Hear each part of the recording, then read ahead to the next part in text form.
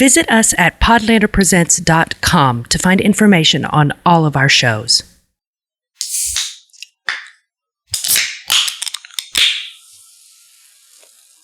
I love the fizzies. Okay.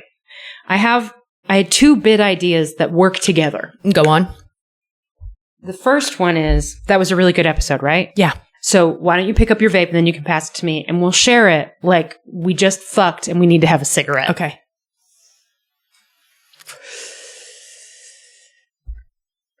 How about them bears? Welcome to Podlander Drunkcast and Outlander Podcast. I'm Allison. Julie. And this is where the overlapping bit comes in because you couldn't have teed me up better. Because I was sitting slightly high in your bathroom after we finished watching the episode, right? Mm-hmm. I was like, okay, I'm just going to pee. And I was just sitting there feeling pleasantly slightly high and also thinking about the great episode we watched. And I had this idea. And then my brain went, you know what? Now it's really like Podlander Drunkcast.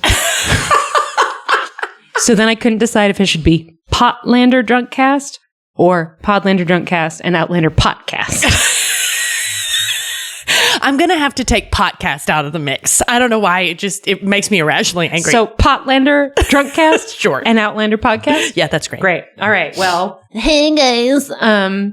We are talking about Season 8, Episode 2, Prophecies. Prophecies.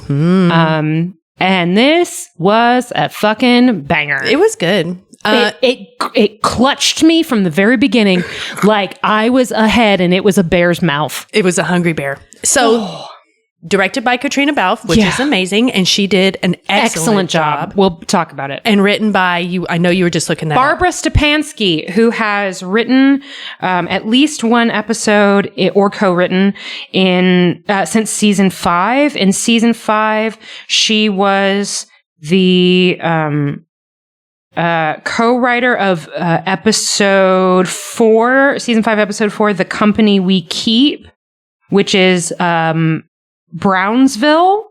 When Roger goes to Brownsville, and then there's the like shootout feud. So it's not House of Horrors. It's not that one, but it's related. Mm-hmm. And then she also wrote or co-wrote Unfinished Business. Give Me Liberty, Season 6, Episode 5, which is fittingly all the old biddies get high in the gazebo. Hell yeah. Yeah. You know what?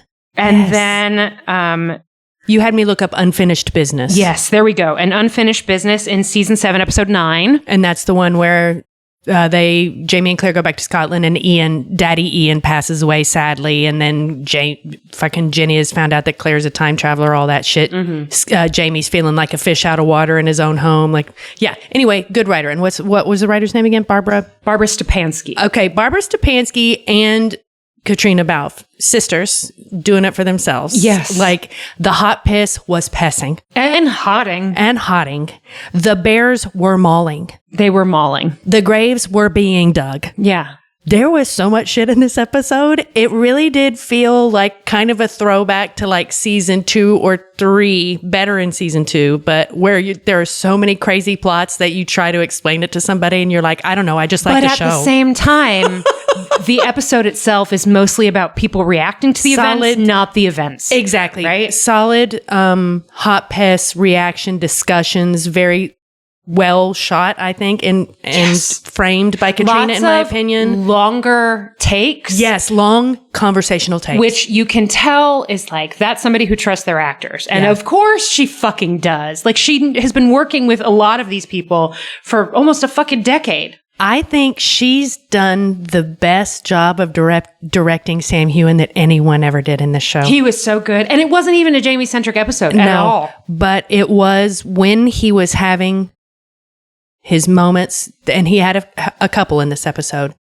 It was so lovingly like attended to. Mm-hmm. You could tell that Caitríona was really trying to just make him look amazing. Without ever giving him fucking stupid ass hero shots. Yeah. He looked like a person. He looked like Jamie. A beautiful person, but like a person, not like an idea. Caitríona. Caitríona, girl, and you acted so well in this episode. The moment where you realize you can't save Amy. Okay. Let's get to our plots. Talking to the bees, the bee monologue. We should have rolled our eyes so hard at that shit, but Nary and I was rolled. Oh, all right. This was the good old. This is calling it top tier. When we inevitably do an episode where we put individual Outlander episodes in a bracket of 32, let's be real. Which is still going to be a hard choice. There are a lot of excellent Outlander episodes. This is probably not going to be like a top 8 seed. I don't know. Might be, but it is certainly going to be in the conversation. It is 100% going to be like top 15, right? It's really good. Because you got to think about how many like very, very good episodes there are going back to season 1, right? And is this going to be in the same conversation as The Wedding? Maybe. Is it going to be in the same conversation of literally any other episode since about season 5? Absolutely. Definitely. And there are some excellent episodes in that batch, right? It was just very entertaining. It was, I will say this, and it didn't even bother me once I realized how good it was going to be just from the beginning. It was kind of a filler, right? Because it's like all these disparate plots having some kind of slight movement forward or like a new clue about something in the obvious, not with the bear. That was fun for everyone, like, quote, not for Amy, but you know what I mean. It did feel like it wasn't furthering the Revolutionary War. It wasn't furthering like Jamie's control on the ridge quite yet. It was like a little nudge. Like it felt like a little nudges. Strong disagree there. I think it's not. It's establishing. There you go. But also the emotional journeys, I think, are really important. I think in less good hands, it could have felt more like filler. Exactly. I didn't feel that way about it, even though the way the ideas of the plots that were happening would be traditionally considered filler. It didn't feel that way to me. The show did not. So, because a lot of people beforehand, I was a little bit spoiled about the bear attack, but no problem. It didn't matter. It was still so shocking and amazing. I wish that hadn't happened because I've been biting my tongue about that shit for literal years. I can't believe you made me leave the room so you could tell Janine just that one story. Listen, it was like, it was our fun farewell, right? Yes. Like it was Janine's last episode before he moved, maybe. Hey, Janine, guess what? And it was so fun being like, okay, I got to tell you what happens. So they're walking through the woods, right?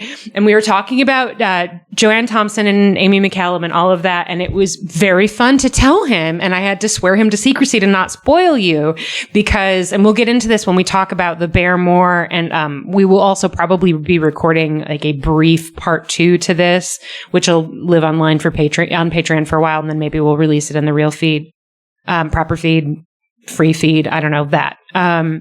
That I completely lost my train of thought. It was bear related. Oh, we'll record a little bonus, specifically getting into exactly how it's portrayed in the book. When you told Janine about it, is what you were talking about. Because the attack itself, even though it happens in the same way and is very faithful to what happens in the book, the feel of it is very different because in the back, the energy is very much surreal, right? Like there's no screaming because it happens so fast that she doesn't really have time. And then also the kids are there, so the focus becomes on like, I can't deal with this unbelievably surreal thing. We have to get these kids away from this bear. And how it affects everyone else.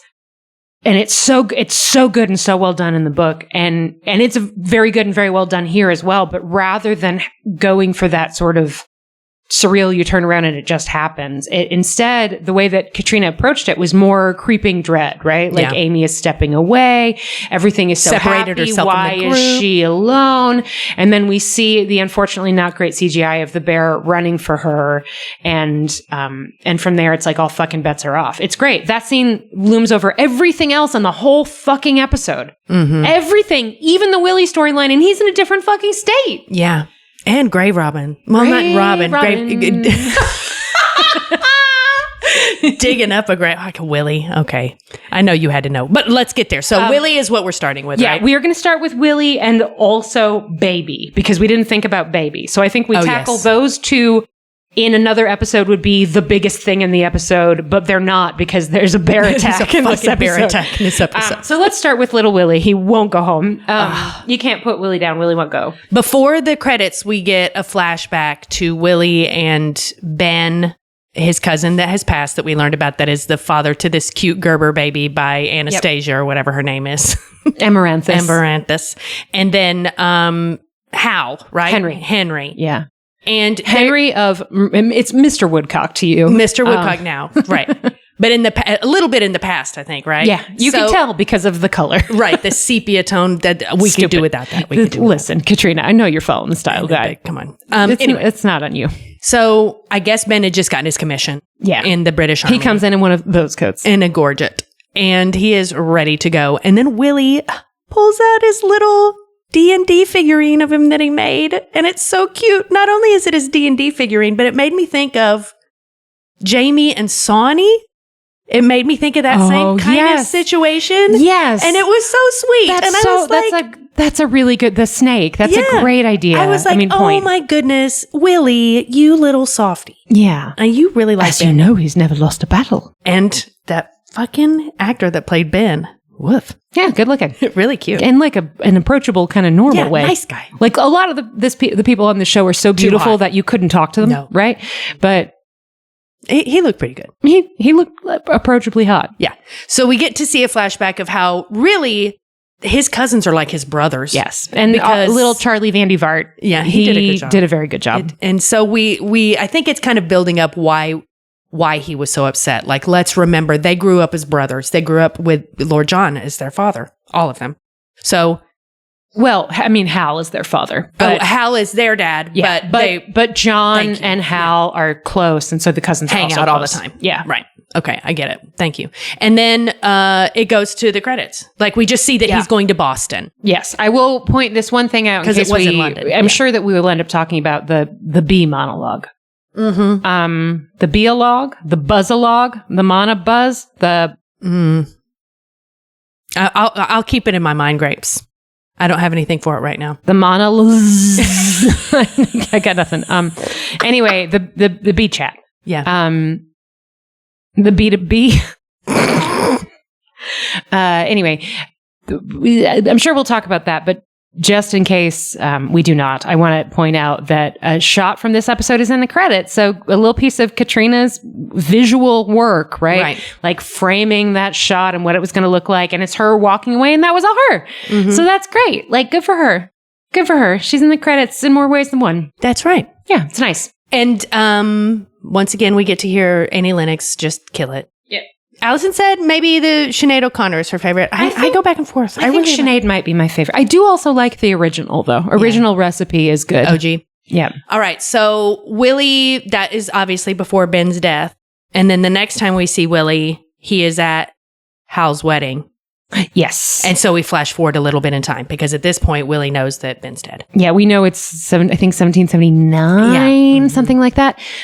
Because the first scene was 1777, so it's like 2 years later or something. Yeah. Anyway. Or 1775. Can't remember. A while ago. It was a while ago. So the wedding of Mercy Woodcock and Hal is beautiful. Yeah. It was a really good scene. And also, little Van de Vaart has a great moment where he stands up to give a toast, and at first you're like, listen here, white man, you slow your roll, but then it's all like, no, you're in love, it's true love. Yeah, you think the way it's written, you think it's going to be him saying, I want to apologize for my family because they're stubborn and also they're racist, and so they're not here, it's just me, also fuck y'all, I'm out, right? Or some bullshit like that. He would never. The son of Scottish bastard rebel James Fraser, or Scottish rebel, the bastard son of Scottish rebel James Fraser would never. But that man knows how to make a toast. He's very happy for. So Henry. Then the twist is, and Henry fell in love with you and just stubbornly refused to not love you, and now you're great, and you guys are married, and it's awesome. It's very nice. You keep on being you. Out. Yeah, but then he has a private conversation with him. Hey, I brought your wedding present. Your brother's dead. Yeah, kind of. It was a little weird. He's trying to lie about it, but they know each other. they've got those Patty Duke vibes. And Yes. so he's like, nope, you got to tell me. He says, okay, I'm very sorry. I didn't want to tell you today. The day of your wedding, but your brother's This kid who plays Henry also really did a great job. Great job in this his scene. 2 little scenes. One of which is he got to play pretty straightforwardly, not a ton of meat on the lovely scene, but not a ton for him to do. But when he finds out, rip my heart out. Yeah. Good job, buddy. So then Willie makes a promise to him. He's like, you know what? I may have resigned my commission, but I know enough people. I'm going to try to go find out what really happened. Just see if I can get any information for you whatsoever. For you and his wife and his kid. Yeah. So he goes to the war camp, wherever it was, the fucking British war camp. No, U.S. U.S. Right? That's why it's dangerous for him. That's right. Because Ben was a prisoner of war. Prisoner of war. Correct. Yeah. Thank you. So it's a rebel camp. Yeah. And the guy in charge of the camp is not very helpful, but he tries. He's like, okay, I can take you to a guy that might have some of his personal effects. He's clearly annoyed. He doesn't want to deal with this. Oh, okay. Come on. Let's go. Whatever. And then he asks to be shown where Ben is buried so that he can pay his final respect. He has a nice chat with a guy, like an orderly. Who they set up to be a weirdo? I don't think so. I think that whole setup was good. Hey, I sort of I met your cousin. He was pretty nice for a fucking Brit. Yeah. Like he was fine. I was sorry to hear that he died because he was doing really well and then he died overnight. Right. Right. And Willie's like, that sounds weird. Mm-hmm. Now, where did they say he was buried? Oh, in this terrible. Also, can I have whatever his belongings are? And they dig him out. And he's like, let me go rifling through Dee's pockets. No D&D figuring. Yeah, there's no half work in there. And we know that Ben did say he would never lose that thing. Yeah. So I mean, it is possible. Could be somebody else's jacket. But Willie is the son of the Scottish Terminator, which means he is also inexplicably lightly psychic. So he's like, you know what? I think I gotta dig that grave. But first before he does dig the grave up, he has a great monologue alongside the most terrible looking mass grave I've ever seen. Like he's just there like, I can't believe that this is where you're buried. I'm so sorry. And he has a great monologue about it. But then that night he's trying to sleep and he's like, never mind, putting that candle out. I got to go take care of business. I've got a hunch and I'm going to have to follow it. Excuse me, Papa's grave. Just one more thing. Does this grave actually contain the bones of one Henry Gray? Benjamin Gray? I didn't think so. Oh, this is the weirdest. This is the strangest thing. It's the strangest thing. So he does go up there and dig it up, and it's somebody else's face. So the mystery is on. Where the fuck has Ben? Yeah. Okay, so that's the Willie story. Missed opportunity for those eyes to pop open and for him to go like, hey, kids. Hey. Charles Vandervaart. Good job. Good job, Charles. Yeah. Okay. Important, but not getting attacked by a bear level of important in the episode development. Rachel had that baby. She did. And you know what? They did something in this episode that they have not done yet. And that is we don't have to focus on her screaming, sweating, and crying. There isn't even any Ian pacing outside while you listen. I mean, she does go like, when and then there's a baby. Right. But yeah, it's nice. Purely joyful. He is obviously nervous, but they're not like, hey, here's some trauma. I will say this. First, Ian doesn't want to go in because he's scared. Yeah, understandably. Again, he's dealing with trauma from previous miscarriages. Right. But Claire's like, no, man, come on in. And he's got this fur pelt. And I'm like, is that Rollo?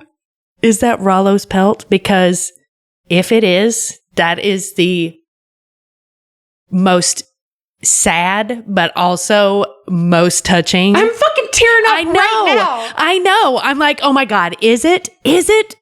If it is, if that might Outlander, be a book detail, I'll have to go. I feel like I would remember that. But but I also would understand why Ian would not want to have Rollo's pelt. Like I also understand why maybe he might not have it. Because that's your buddy. You're not going to mess with him. Goodbye. I have true story. This is about to be real morbid. Sorry. Go on. Sorry, folks. I found at a bookstore in Evanston a while back. You know how you can like carve out the center of a book and make a little hidey hole box for your drugs? Mm-hmm. Well, weed is legal here. So they had one of those and it was a Nancy Drew book. Oh my God. So I bought it and I have been, these used to be in a little different, like a little dish. But every time I find a Nancy whisker or like a Nancy claw, Whoa. I keep them so that after she never dies, I can get like some sort of remembrance jewelry made, right? Tom thinks it's creepy. He is wrong. I don't think it's creepy. I think if you have a pet that you really love that much, there's having something to remind you of them is, it's very personal. It's very emotional. And to your point specifically, I realize that I am more comfortable with finding things you're not while taking it she's from still her. alive. Exactly. Than like, here, we pulled this from the corpse of your beloved friend. Exactly. So maybe it's not Rollo's pelt. Which is like absolutely no shade. If that is something that brings you comfort, like I am so glad that is me personally. I realized, I think part of the reason I've been doing this is I know a lot of people who have gotten, like a clipping of fur or something after their pet passes. And I think that's beautiful, but I would rather have something from, when she was alive. When she was around your house. I also know that some places do like paw prints, and that I think is very sweet. That is cute. Yeah. Anyway. But so yay or nay to Rollo's pelt, it is still a very touching moment. And we still get a Rollo mention regardless. We do. And Ian and Rachel are just beaming, and the baby is fat and happy, and everybody's happy. But Fanny's over there in the corner like, this is weird, man. And Claire's like, what's up? And she's like, it's never good news when there's a baby in the brothel. And it's like, damn, way to bring the room down, Jit. There's also, this is a good moment to tie in on an early conversation pre-Bear Mall that I think was really good, which is when Claire tells Fanny, like, hey, you can say anything to me. You can say anything to Jamie. You can say anything to Brianna and Roger. I'm sure that Ian and I'm just thinking Izzy, Michael, Small, Rachel. There we go. Are also looped in on this, right? Like you can say anything to any of them. Other people, maybe not, because we don't want people to draw conclusions about you that are incorrect or think they have the right to behave in a way they do not have the right to behave. Which is very important. And it's it's a very well written little scene because it's such a good way of expressing that there is nothing for you to be ashamed of. It's other people's problems. And we don't want them to make them think that they have the right to do a thing they do not have the right to do. Yeah. So we're keeping it secret because they are the problem, not because you are the problem. And it's like a very good, the distinction is really subtle but clear. And anyway, well-written scene. And another great Caitríona scene. Yeah. But Fanny is then brought into the fold like, no. This baby's happy. This baby's going to have everything they need and they have loving parents. So get over there. And she's like, yes, and a robust network of other people who would love them. Like the McCallum kids. Oh, boy. Well, I can hardly bear it. But the time has come. It's not your average scene. Listen, they were just out there trying to to put blueberries in all of their picnic baskets. Yes, bitch. You know who else likes a picnic basket full of blueberries? This guy. So first of all, let's praise the hot pass of this scene. Let us praise the hot pass. All of it. It's the young women on the ridge. It's a Bree. It's an Amy McCallum.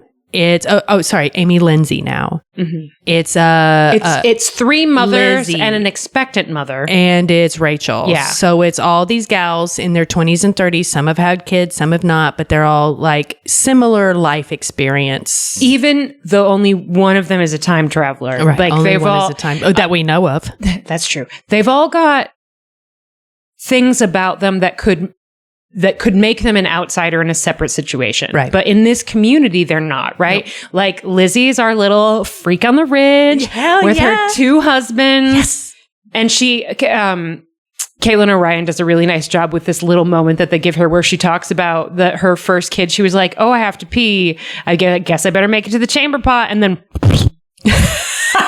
baby fell out. Very charming. Yes. Rachel talks about like the baby kicking and moving and stretching and whatever, but also explains some shit about Quakers and talks about like, I didn't think I was going to be married to a guy called Wolf's brother, but there he is in my bed every morning. Yeah. So very it's just charming. the gals So jabbing. it's a woman who is on her second marriage after like a pretty fraught, not love triangle between Brianna and her husband, and like what a show of community and everybody being adults that is no longer an issue for anyone, right? And then there's Lizzie, our freak from the sheet, the Ridges resident freak, and then we've got our Quaker Barbie, and then we've got time traveling Bree, Deadeye, time traveling Deadeye, which. I know that it was a shock in the moment that she had the gun, but she had the gun. And we've been really dealt this thing that she's a Deadeye this whole time. As she should have killed the bear. Sorry.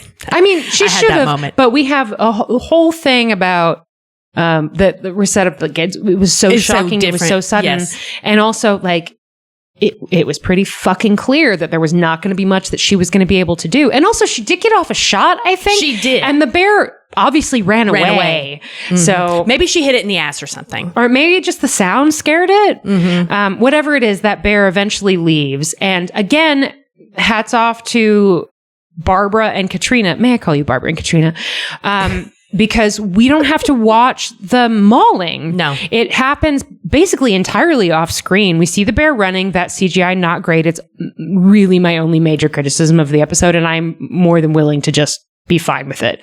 Because you know what? They spent their money on that makeup. Yeah. And those costumes. Can't wait to talk about the costumes. But we go from it happening and everyone realizing it's happening to Amy being carried into the surgery. Yeah. They hear the men hear the shot. I think this is when they're talking to Cunningham, right? So we'll come back to this conversation when we talk about the Cunninghams in a bit.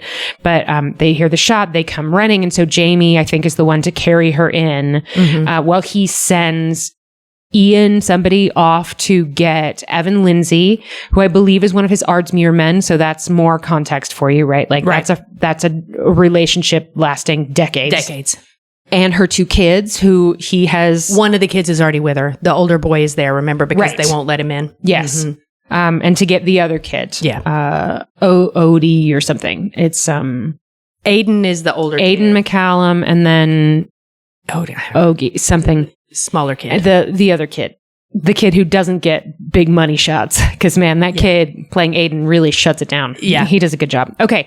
And we've warned our dearest pal Amelia that the makeup is pretty brutal. And there's also eye stuff, which is not for everybody. I have a hard time with eye stuff myself sometimes. But the makeup is just really well done. It's so shocking. So shocking and so brutal and so, like... It's always fucked up when something happens to somebody's face, right? It's just like elementally, when you see somebody's face and something bad happened to it, there's this kind of uncanny valley reality, like, and half of her face is basically gone. Like the bear ripped down the entire right side of her face, pulling off most of the flesh, like clamping in with a paw or something, because it looks like they bit around her neck. Yeah.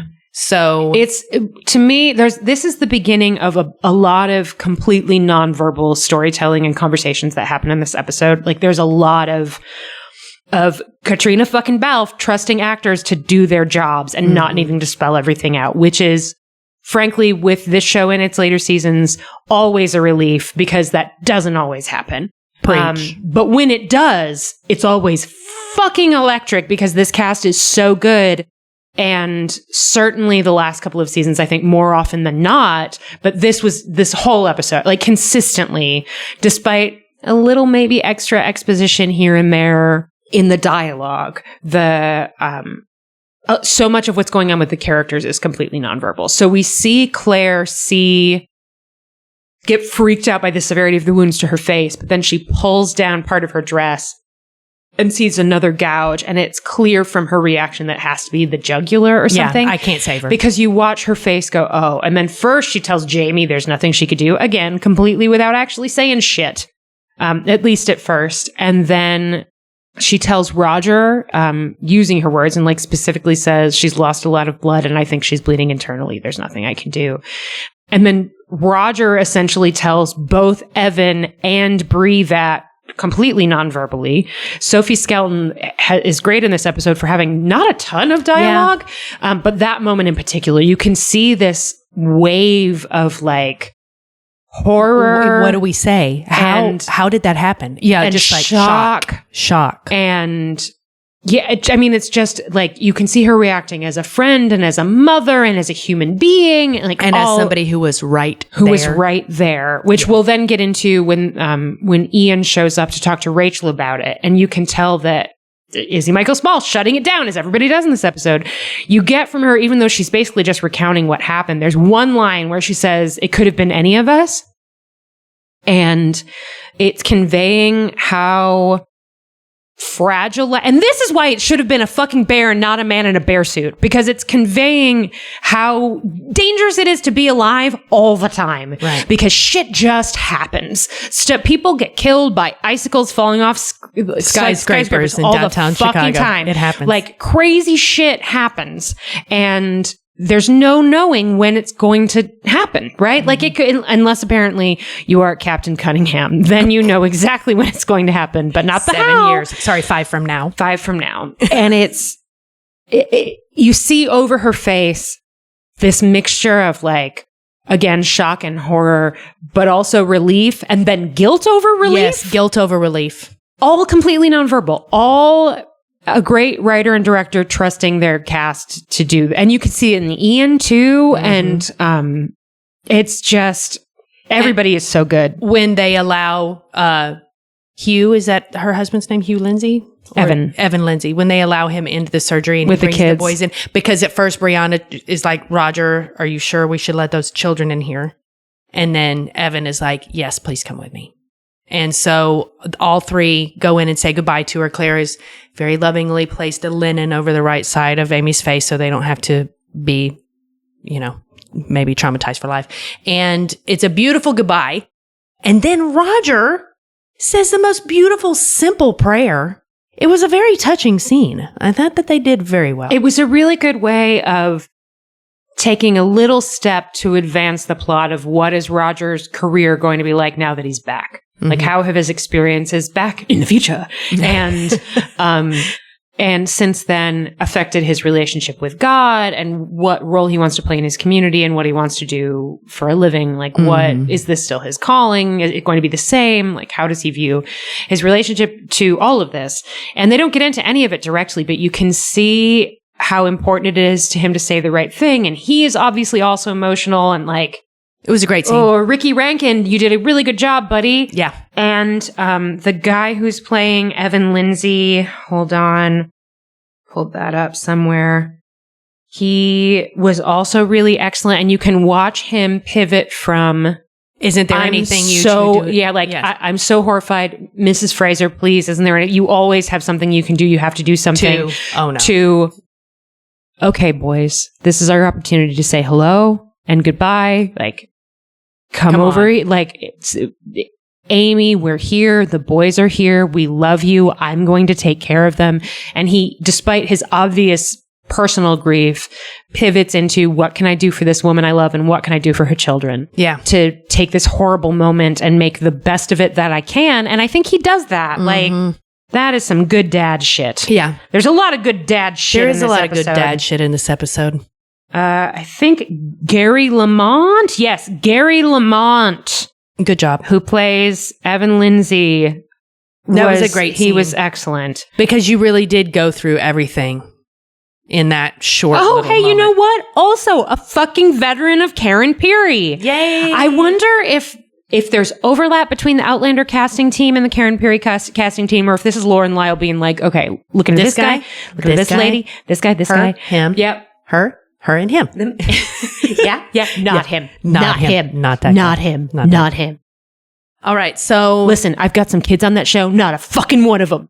You keep those little brats away from me. No kids. No kids, no animals. So except for Rollo, best boy. R.I.P. King. So that kind of wraps up the bear and the birth. No, we got more bear to discuss, baby. There's more. What's up with more bear? Well, I mean, it sets up everything for the rest of the episode. They're going to hunt. They're going to go on the bear hunt. There's the bear hunt. That's right. We'll come back to the conclusion of that when we talk about the Cunninghams in a minute. There's the bear hunt.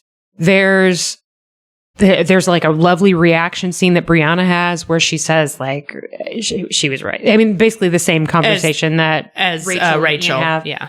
But she needs to go do something, and that like, oh God, and the costumes are so good. Jamie was that when it was her going to kill the bear because she was going on the hunt with everyone? Yes, but she's also wearing it in the berry pickin'. Berry pickin'. Woof.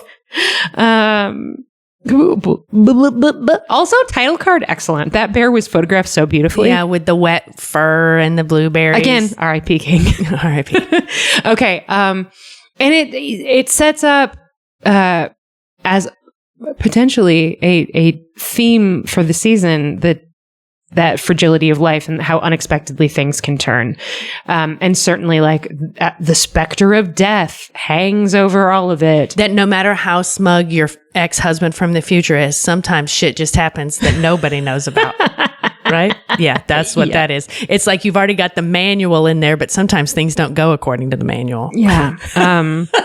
It's really very well done. We will talk more about how it's depicted in the book when we record our little bonus next week, because we want to touch on everything in the episode. But I have been fucking waiting for this, and I really didn't think they were going to get to it. Mm-hmm. And the first hope that I had that maybe they would was when Amy McCallum showed up in this season on Outlander. And you're like, wait, why is she here unless it's to be attacked by There just wouldn't be a reason. She's not a big enough character for there to be... Especially not in the show. Like, if she's a bigger character in the books, she is not in the show. She is. I mean, she does still... Obviously, they touch on the Brianna Roger storyline, right? And she was definitely a presence, but yeah. I mean, it was entertaining.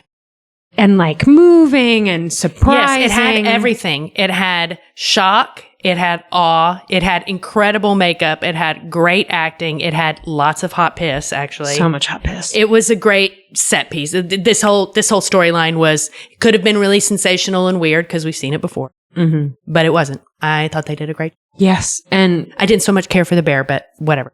And that could have been way worse. I mean, it could have been. First of all, it could have been a man in a bear suit. Second, apparently... If they did that, I would turn the TV off, never to be turned on again. That's it. I'm done with all television. I would just have to throw it out the window. Neil gets home. I'm like, guess what? We're dead. Fuck Great TV. news. Fuck TV.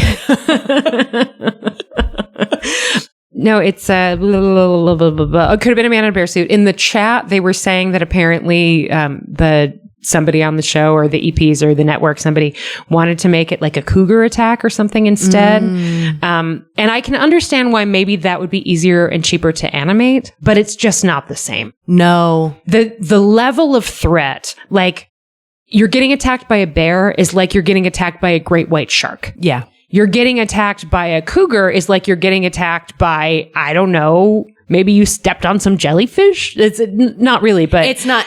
It's still dangerous. A cougar could still fucking kill you, and it's still scary. But that's like a stealth predator. That's not what a bear is. A bear is a fucking blunt force instrument, brute predator, right? And huge. Like a cougar would be big, but not as big as a fucking bear. Man, bears are really big. It's not about like grace or agility. It's just that is power. Just power. And there's nothing you can do. Right? Mm-hmm. Like, honestly, I would rather... Where was this idea when we were turning a bear into a man in a bear suit? Why couldn't they swap that out for a fucking cougar? Jamie Fraser wrestles cougar? Are you kidding? I want that. The jokes write themselves. Like, I want that. I want that.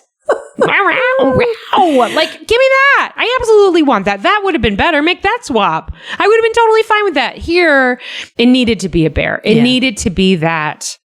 Instantly, nothing you can do. Brute force. Nothing. Like, you are standing, like Brianna, a very capable woman who we have seen keep her cool under pressure on many occasions at this fucking point. Like, there was just nothing she could do. It didn't matter how good she was with the gun. It didn't matter how many fucking aqueducts she can build. Right. Or like create matches she invented. You know what? You can invent the match and still do nothing when a bear comes for you. It is interesting that in the book scene, though, she did not have the gun. And she had the gun in the show. I don't remember whether she had the gun in the book scene. Because really, she was just going for the kids. She didn't even care about the gun. Yeah, in the book, it's like... Get the kids out of the way now. Immediately. Because it's a whole mess of kids. And that's the best thing she could fucking do for Amy is get her kids out of harm's way. Yeah. And like, what are you going to do? I mean, in some respects, like father, like daughter, but you know who would not try to pry open a bear's jaws with his bare hands in this circumstance? Jamie Fraser. He would have saved those kids first. Yeah.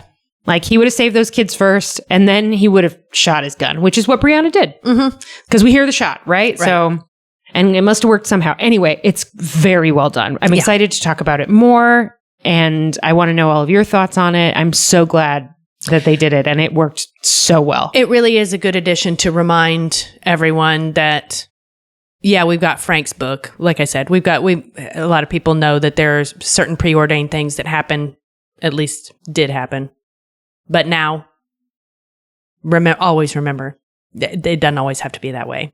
And something weird can happen. Something crazy can happen. Anything can happen. This is, for both Diana Gabaldon and the show, an example of like how not to default to rape, as the world is a dangerous place and we're all vulnerable. Yeah. Right? Yeah.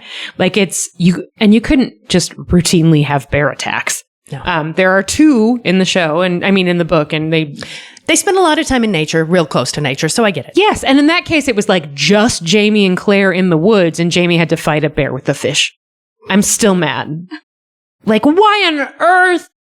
Oh, I'm still mad. But he did fight a bear.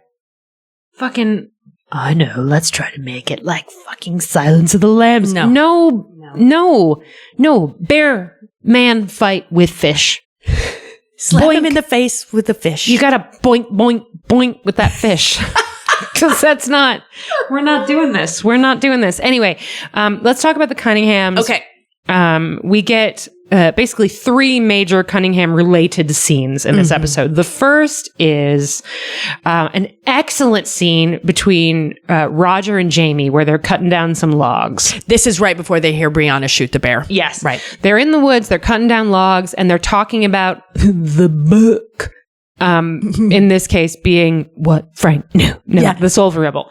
And it's a great little, I couldn't quote it for you right now, but it's a great little scene, very well acted by both of them. This is when, it was the first time that Julie was like, Sam, you on. Yeah. And it was not a particularly fraught scene. There's just, they did a really good job of conveying all the history, and it was really well shot. And that's another one with these long takes. And Caitríona was giving him, it was an present. It was a gift. Yeah. That she gave him. And he knocked it out of the park. I thought it was so Richard good. Rankin, too, was excellent. They both were great. They both did a really, really good job in that scene. But anyway, they are then interrupted by Captain Cunningham showing up on his horse. And he shows up and says, like, hey, I hear you wanted to see me. Because my mom showed up and was like, they're probably all going to hell. And that was weird. I'm just checking in. And Jamie enacts what... I'll wait until next week before I say anything about this. Jamie brings the lodge to the ridge is like a major part of the books. Okay. That's all I'll say about that for now. But he has found out that Cunningham was a member of the Freemasons somehow. Was it the handshake? Didn't they reach out and they both did it? We met on the level and we parted on the square. You say like, I heard that perhaps you met on the level and parted on the square, right? Oh, right. Code words. Yes. So they have this phrase, and then presumably they also do the handshake. But he makes a point of saying, like, we were thinking about starting a lodge here because a lot of us are Freemasons. Because again, the Freemason thing, this goes back to Ardsmuir, was when Jamie became a Freemason. Right. Because I completely forgot about that. He used it as a way to get the different factions within the prison to stop fighting with each other. Right. If memory serves. So, because as he says here, like, when you're in these meetings, there are no fucking politics and there's no religion. If you need to sort out your differences with somebody else, then we will do that. But we're here to like be brothers and deal with our shit like adults and to take in over our little boys club, all of the institutions and to say weird prayers to the architect, something. And it's weirdly like a more powerful AA meeting. I don't know. People. It's like a coven, but straight and bros. Bro dudes. Bro coven. Yeah. Broven. Broven. It was the Broven. I'm just saying, if that was the picking blueberries ladies, they would be like, I saw Goody Proctor speaking with the devil. Yes, exactly. Yeah. Exactly. I saw Captain Cunningham speaking with the architect. Doesn't have the same ring to it. Doesn't sound right. Yeah. Doesn't sound threatening. But there was a lot of chatter in the live watch about how men will literally do pseudo witchcraft instead of go to therapy, right? And as we were watching the scene and they were all typing that, I was writing, new plan. All dudes become Freemasons, but we make sure all the lodge leaders are queer people of color.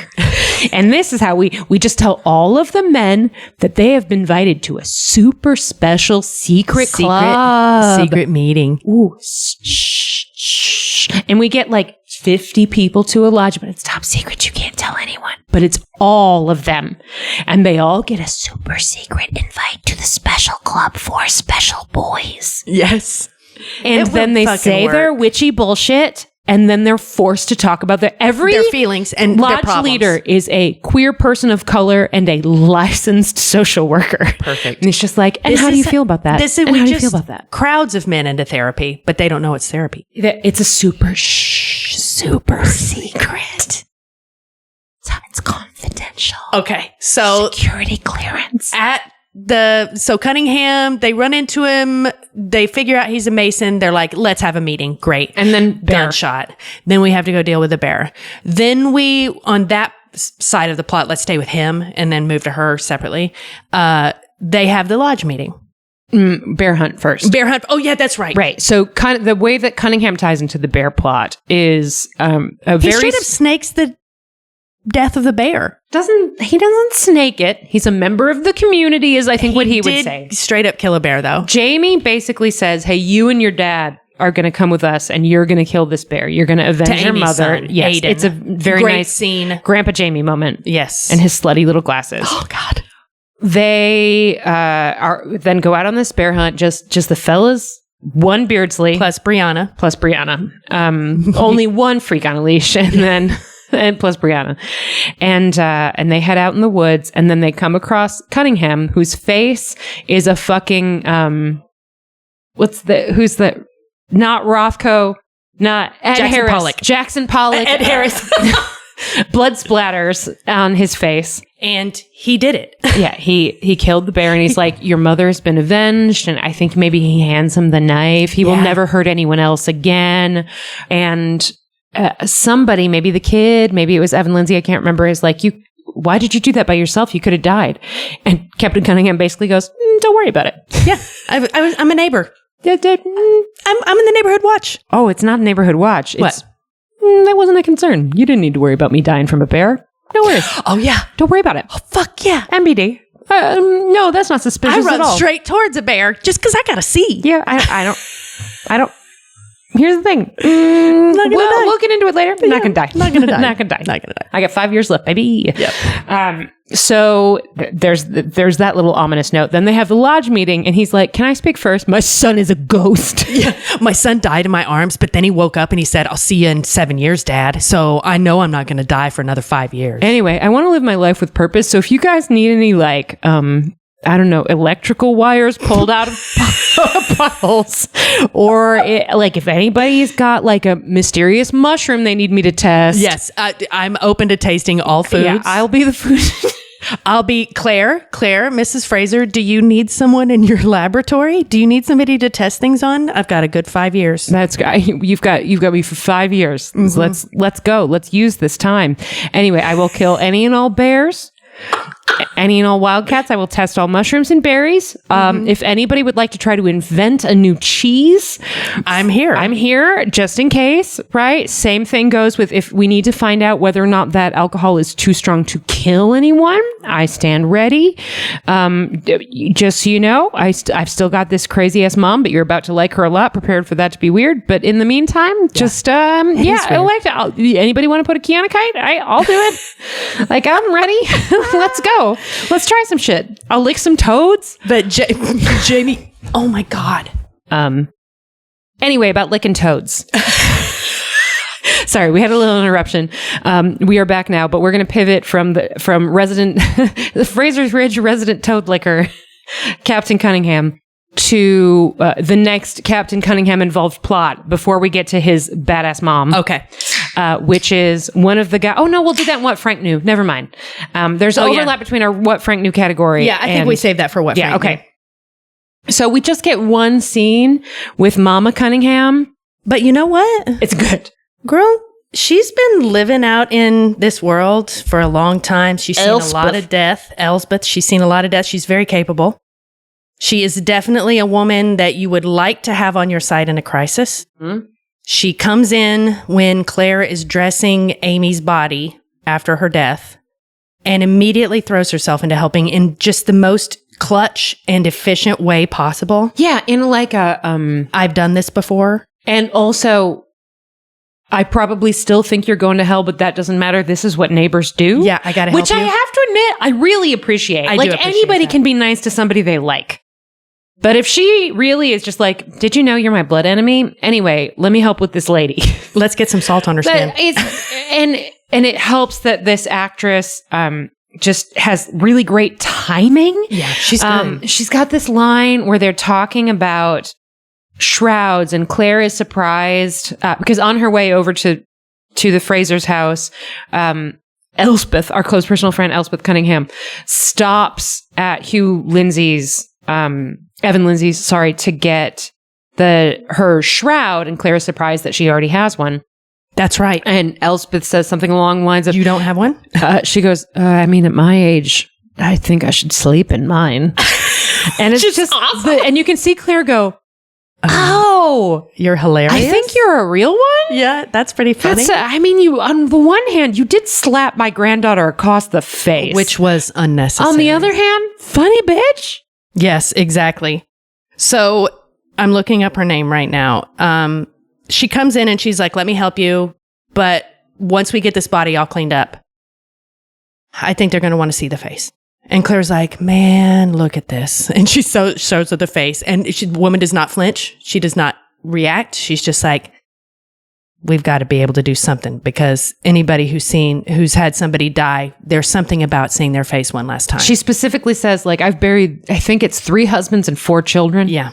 And some fucked up face is better than no face. We need face. Yeah. So what can you do to make her even slightly more presentable? And Claire's like, well, I think I could stitch up this bit and this bit, but there's nothing I can do for that eye. So, who knows what their ultimate solution was. But basically, these two... Frances Tomalty, good job. Frances Tomalty, I'm going to write your name down right now. Yeah. Oh, you know what? We were talking about the like apparently slow natural death of the scales, but you know what we do have to keep? What? That golden pamplemousse, baby. Fuck yeah. Yeah. So we'll retroactively pick a golden pamp from last week and also one from this week. Tomalty. Anyway, Frances Tomalty crushed. She's a real one, and she's she's the one you want in your kitchen. She's the one you want helping you, but she also maybe has a witch. She's got. There's something going on. She says something about the salt. There's like a ritual with the body. The salt to like encourage the soul to, or like keep the ghost or from walking. Yeah, salt. But she dumps and salt in the water. And Claire's like, that's some witchy shit. Whatever, let's go. Also, be careful. That's a spooky house. It is a tiny little house with no trees. But there's a little spooky house. Anyway, it's a great scene. Way to make an impression. In an episode packed with really great scenes and excellent performances. It's one of the best ones. Yeah. All right, let's go on to What Frank Knew. Okay. So after Jamie and Roger talk, and Jamie's like, so a weird thing, Frank, who would probably hate me, understandable. He wrote this book. And I'm in the book, but maybe it's a different guy. And it says that I'm going to do this thing with all these other people, but I don't know any of them. And also, I'm not in the military. What do you think, Roger? And Roger's like, I don't know. I don't know any of those names either, but maybe it's not you. And they go, okay. And then a bear attack happens, right? Right. By the time we return to that subject, it's because Hurley from Lost, but he's Southern, but he's actually Scottish. And super dickbag. And an asshole. Oh, just the worst kind. Yeah, he's the Wario of Hurley from Lost.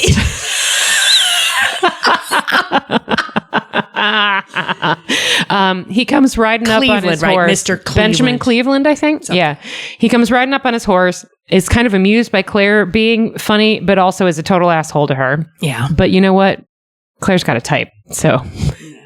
Oops. Except for the vibes are off. The vibes are rancid. So even though that normally would be her type, you're kind of an asshole to me, and you're on a horse being the type. My husband's right up there. Go meet him. Yeah. Anyway, she's like, all right, good luck. Woodshed. You know what's in there? Weapons. Tools. Yeah. Listen, I've watched my husband kill men with his bare fucking hands. Murder. You think he can't make trouble with a saw? Enjoy.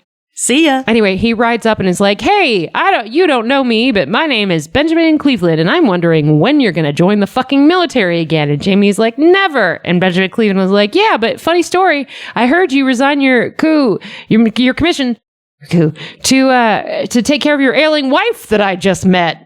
And Jamie's like, yep. What about it? And then there's like a real shitty interplay where Jamie eventually is like, hey, so this militia you're forming, by any chance, are you stringing people up in trees and branding their foreheads? Yeah. He's like, oh, yeah, that was me. Yeah, Fun, I did right? that. I hate a fucking Tory, which respect. But also, ew. No, we don't. We're not doing that. No. Ugh. He's gross and he enjoys it. Like he's gross. Yeah, you can tell he likes unsettling people. But then Jamie/Sam Heughan gets one of my favorite Jamie lines in the whole fucking show, which is when you know what it's giving? It's giving Lieutenant Leonard. He says, Mr. Cleveland, I turned down I almost said Benjamin Franklin. I turned down George Washington himself. You think I cannot resist you or something like that, right? But I turned down George Washington. And if there was ever a better time to drop a name, it was perfect. It was great. Necessary. Washington. Made the point. And also, he's significantly taller than this Wario. And Wario's like, all right, I'm out of here. But Wario did mention 3 other names that happen to be the 4 names that Jamie read in Frank's book. Yeah. So by the time we arrive at episode's end, when Jamie is having his nightly chat with Blackjack. Shit, my brain is melting experience of reading a book that is partially about him, written by the now dead, not ex-husband of his wife. Because he's dead, but also he hasn't been born. Right. And they don't ever get divorced because when Claire goes back to the future, Jamie would have died a long time ago. So Claire is a bigamist, but not ever a bigamist. Yes. Because of time travel. Yeah. And Jamie... a bigamist of the heart. Jamie was a bigamist. Yes. But only once Claire traveled in time again. See, it's at this point where I'm just like, just like Claire at this point, I'm like, fuck it. I gotta go tell the bees. Yeah. I got shit to do. Psst, bees. Hey, bees. I was not a bigamist, but my husband was. But in both cases, it's because of time travel. Anyway, my ex, who was never my ex, he wrote a book about my husband, who was my husband. But then he died. Fuck it. There's a book. Anyway, I love that they're setting this up to be a through line of this season, right? Like we're getting a little Frank at the end as a treat. It is a treat. It is a treat. I'm sorry, it is. We hit that with Tobias Menzies in the credits, and I was like, yes. I know that some people may not like it, but I love it. Oh, I love it. I fucking love it. I think it's super effective. And it's building suspense. And you know what? We have had a lot of Jamie is going to die storylines in this show. So you've got to do something to make it feel new, right? This, to me, feels like in keeping with the effectiveness of the Roger narration last season, where it's just using a familiar device in a new way. Hey, you know what this episode didn't have any of? This episode directed by Caitríona Balfe. No voiceover. No Claire voiceover. Not a single one. Yeah. Except for Blackjack at the end. Oh, yeah. I guess. I guess I do, other than bad bear CGI. I do have one other note, which is that both Julie and I and the folks in the chat seemed unclear on exactly the mechanics of the Frank narration. Because if you forced me to say what I think is going on, I would say that I think the first part that we hear, the first line that we hear in this episode from Frank is from the book. And it's Jamie reading the book, and then he puts the book down, and we get like a nastier tone of voice. And that is Jamie imagining what Frank would say, or I guess depending on how weird metaphysical you want to get, maybe actually Frank like speaking into his brain through time, because Jamie also dreams about Frank and sort of knew... Frank won the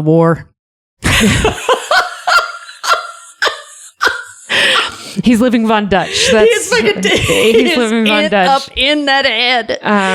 Well, whatever. I cannot wait to see how it plays out and how I just want more. I would like that device to have some more clarity in it. Yeah. But it was still an excellent way of ending the episode. Oh, with one of the best, most sort of honest sex scenes we've had in Outlander in a while. Yeah. And it does not surprise me at all that it's an episode that Caitríona Balfe directed, because she's been in every single one of those, right? Or at least like 90% for sure. Right? And what we get, there's not a ton of skin, and there's unfortunately, this is the magic bean flicker we're talking about here. We're just never going to get a realistic amount of foreplay. Never. But this is also a very handsome man she shares a bed with. It's true. And they have they know each other's bodies very intimately at this point, and like everything about the way the other person reacts and what they like. And she did grunt a little bit when he got in there. Yeah. So I think it's just like, oh, okay. Yeah, yeah. And also, listen, this is not the kind of show where we're going to be seeing people use spit. Oh, no, exactly not. Which, to be honest, I mean, I wish that this show were maybe 10% filthier. I would love that. You know what? Me too. But that's because we're filthy. Yes. But also it's a part of human expression that, you know, deserves more. The show was headed more in that direction in the Ron era. But even then, we still had some unrealistic sex. Anyway, the point is, with that one note, it's comfort sex. He needs her comfort. It's very emotional, and but it's not like fun, sexy time. He just wakes her up and says, like, "I need," and she's immediately like, "All right, let's go. Listen, if you need me, here I am." Sex magic, and then it still is hot. And how many times has she done sex magic to him? Is this 3 now? I mean, like at least. She's probably doing sex magic on him all the time. And I wouldn't call this one sex magic. This is just more like sex reality. Yeah, he is confronting death again, but this time for whatever reason, Frank, it feels more real. And and it would freak me the fuck out if all of a sudden I started meeting people in a book that my wife's future husband, past and future, once and future husband was writing about me from the grave of the future. Yeah. It's I would also be in my head. So he needs comfort, and they have this like brief, but like lightly hot and mostly just emotionally fulfilling. It feels honest sexual encounter. And then and that's a wrap. I just thought it was a great episode. It was a good episode. It was a lot of plots together, but it never felt like any of them really got the short shift. And that's very difficult to do in an episode where there's a bear attack. And a grave robbing and a birth. And a grave robbing and a birth. The treatment of the birth was my favorite. It was just like, you know what? Here's the baby. Let's move on. We don't have time for this. Let's go. I love that. But we'll make some time to talk about the dog.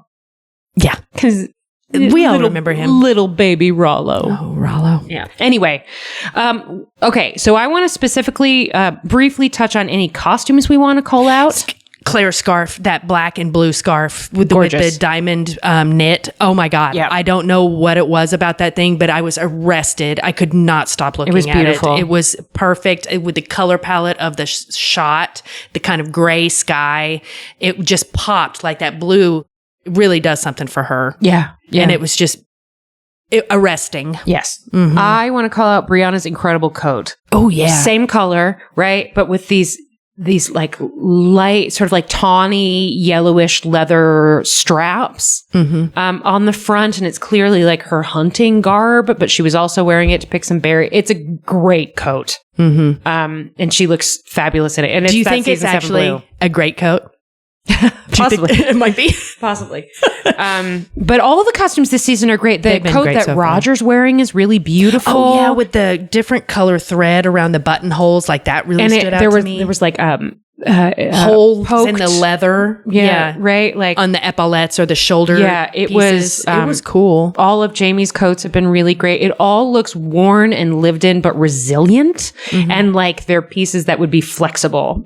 You're seeing a lot more leather and wraps and a lot of recurring pieces. We see Rachel in the same, that pink, like sort of quilted capelet thing.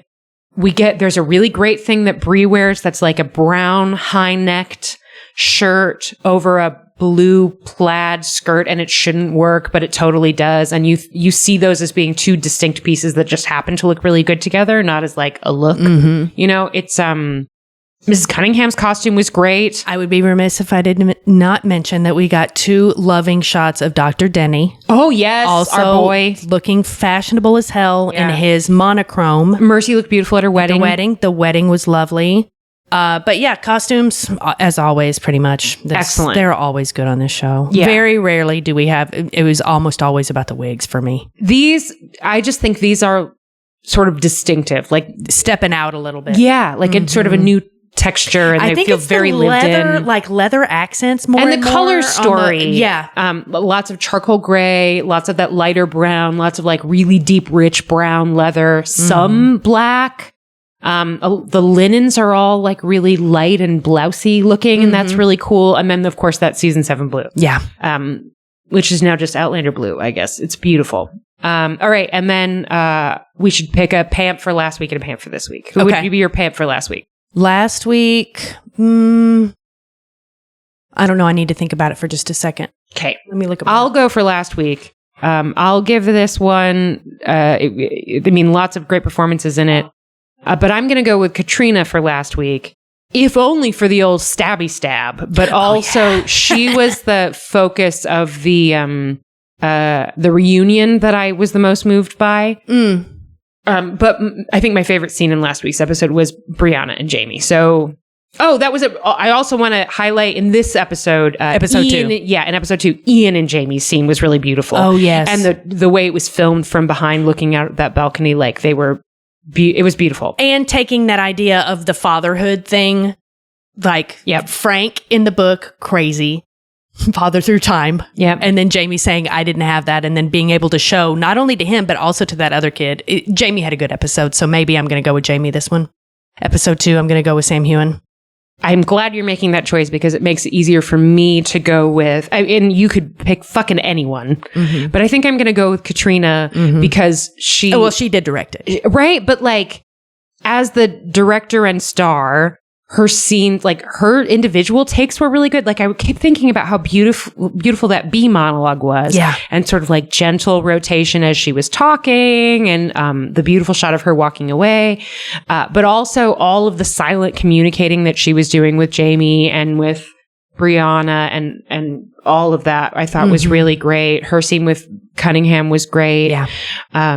But everybody was excellent. If I was going to pick one individual moment from this whole episode, I honestly think it would be Brianna's completely wordless reaction to realizing that Amy was dead when Roger didn't even have to tell her, and you just see all of those emotions go on her face. I think that would be my like individual acting moment of the whole episode. But Caitríona will be my pamp for both last week and this week. I'm going with Sam because of the father through line that I just kind of thought of, or just kind of occurred to me, and also his reaction to Frank.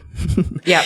And last week, I think I have to go with Lord John Grey. Oh, well, because forever our guy. I mean, forever, but also holding that baby and then taking care of the other baby by making the baby drink an egg.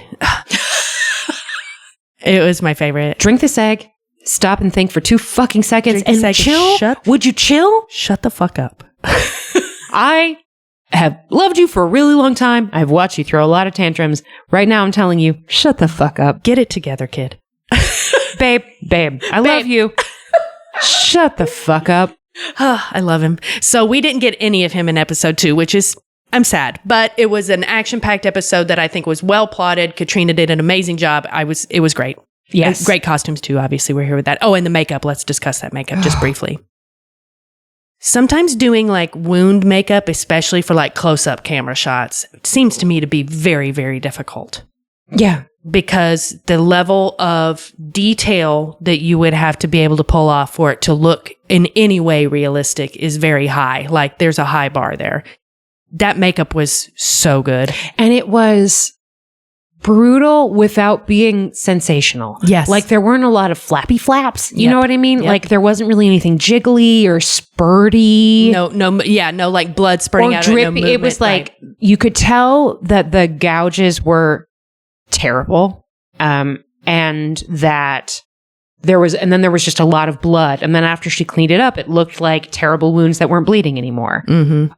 And at no point did it feel like gore, right? Mm-mm. It was very upsetting. Absence of skin. Yeah, but it wasn't horror. No. It was reality, and like, it was very well done. Yeah, really, like, props to the makeup artists. The makeup artists on this show have done excellent work in that way for a really long time. Yeah, and every time we get crazy Claire shit. I was going to say, I'm trying to remember the last time that it was just like super incredible, but this one was very, very impressive. I remember, the eye stuff. Oh, yeah. The eye stuff with Lord John when she had to reach in. Yes. The eye stuff makeup was real. But I mean, I think it's just like a testament to how well they're doing it. I think part of the reason it stood out in this episode is that it could have been very easy to make it a gross out moment. Right. And that clearly wasn't the goal. And they had 2 separate looks that they slayed both of them. I got 2 looks. One of them. I got actively dying from a bear attack, and I got dead from a bear attack. I got cleaned up. Yeah. Where you can actually see the marks of the gouges and stuff a little bit more. It was, anyway, makeup artist, thank you. Yeah, it was, it was very, very well done. Good job. That, you know what that is? That's the fucking female gaze in action, baby. Yeah, it is. That's, Caitríona, we love you, girl. You crushed it. You really did do such a good job. You did such a good job. Thank you. If we didn't know this in advance, I would never have guessed. And that I don't mean that either. I don't mean that as a dig, right? Like, that's not that I didn't know she was capable of it. It's because, of course she would be very good at working with actors. Of course she would understand the mechanics of a sex scene, but it's so assured. Yeah. Like, it's as well directed as any other very good episode of this show. I agree. And a lot of those people are very seasoned television directors, and she's not.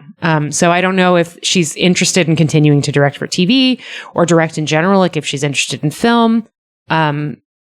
Keep going. If that's interesting to you, do more. Like, partner with another great writer and make some project that you can also star in and just fucking flex. Let's go. Dude, let's go. Like, and you know what? Fucking cast Sam in it. Like, clearly she understands how to get the best work out of that man. And he has come so far. But you are right that this wasn't even close to an episode, being an episode about Jamie. And I wouldn't even say that his reactions are the most important, but every single moment that was his was great. And the way that sex scene was filmed, just really fucking great. Good job, Kat. I am feeling so optimistic about this season now. Okay. I came out of last week feeling good, but like we had qualms, right? Fucking faith bullshit. Yeah. Nonsense. But this was just the show that I enjoyed. Exactly. Kind of a return to form of a form that existed in our hearts and imaginations. Yes. Yeah. Yeah. It's that hot pest special. Yeah. When it's really good, when it's incredibly crazy, but also good at the same time. Yes. And there are probably, I would say, at least 3 of these episodes where it's just so crazy bonkers. Beardsley's. Yeah. House of Horrors, right? But then you're like, no, that was an excellent episode of television. I really had a good time. I'll be thanking you to take your hands off of my wife. Right? All that shit. Like, there are some excellent plot heavy but character forward episodes. And I wouldn't say this is plot heavy, even though all this crazy bullshit happens in it. I would say it's character forward, and the events that happen are really important to setting up future. But her focus is so clearly on the what happens to the people, not what happens to the story, that it felt so rich. Yes. Like, really very well done. Excellent point. I'm so proud of our girl. I know, me too. All right. We will be back next week to talk about whatever the fuck that preview was. Who the hell knows? I might have started it too late. I think that's a wrap on bears. Okay, no more bears? Not even one? I mean, we will talk about the bear again, but I think on Outlander, no more bears. I think R.I.P. to that guy. He did a good job. He was much better. The bears on Outlander ranked number 1, this bear. Number 2, any other bear we glimpsed for even a second. Even if we just see its tail in the woods. 3, Winnie the Pooh, because since Michael Mouse exists, that suggests that canonically Winnie the Pooh also exists. And if it was 1982, you know that Mandy had some Winnie the Pooh shit. Yes. Clearly. Tubby little cubby all stuffed with fluff. And they lived in England. Fucking Yeah. Yes. Right? Yeah. So then approximately 15 blank spaces and then man in bear suit. Yeah. So like coming in at a hot number 18 with only 3 other competitors. That would be man in bear suit. Anyway, R.I.P. Bear. I'm just really excited to get back to the show. It was great. It was so great to have like 1.5 notes. And one of them is, man, your CGI wasn't great, but oh no, you seem to have spent it well. Yeah. Like you spent that money where it needed to be spent. Okay. So not really a note. And then maybe be slightly more specific about the Frank voiceover. Yeah. End of notes. Yeah. Yeah. Great episode. Good job, Kate. Okay. We'll see y'all next week. Bye. Bye. Wow. We're back. We're so back, baby. We're back again. Guess who's back? Oh, my Lord. Well, thank you all so much for listening. For real, though. You can find more information on this and the rest of our shows at podlanderpresents.com. You can also find us on Instagram at PodlanderCast, at Podlander Presents, and at various Instagram handles for all of our various other shows. Our Instagram and website are wrangled by Amelia Ham on the Loose Bazell. All Podlander Presents programming is produced by Allison Shoemaker, Julie Starbird, and Amelia Bazell. And Amelia Ham on the Loose Bazell, Producer baby. credit. Our editor is Chris Barrett. Thank you, Chris. Thank you, Chris. Our artwork is by Viv Pickles, aka Laura, and we are, as always, eternally grateful to our drunk Slack moderators, particularly Moderator-in-Chief Jenna Polkowski. You can support the show by going to patreon.com/Podlander Drunkcast, where you can find all sorts of cool stuff, including access to our Slack, sometimes live watches, early access to episodes, some bonus content, other fun stuff. Anyway, that's patreon.com/Podlander Drunkcast. You can also support us by leaving a review wherever it is that you get your podcasts, Spotify, Apple, wherever. Just give us a review. We'll be so grateful. And in addition to all of those wonderful people who do all of those wonderful things, we want to especially thank the following lovely folks who support us on Patreon. Out of practice. Rubber baby. Gotta warm up. Let's go down the step. Okay. Mindy Newell, Laura Coach, Mama LT, Brenda, Snazzy Knack, Lisa Brienne, Julia Gulia, Kathleen Martini, KK, Emily Day, Caitlin Reddick, Rachel Akbar, Freckled Fury, Amelia Ham on the Loose Bazell, Liz and Tinkerbell, Amy Gustafson, Rachel Townsend, Kelly Mazzella, Mary the Falling Statue, Tara Lucchino, Mary of the Grapefruit, Kara Marlowe, Queen Elizabeth the Young, Laura aka Viv Pickles, and Kiki the Wise. You guys are the best. Thank you for making it possible for us to do this dumb shit. Yeah. See you soon. Bye. Bye.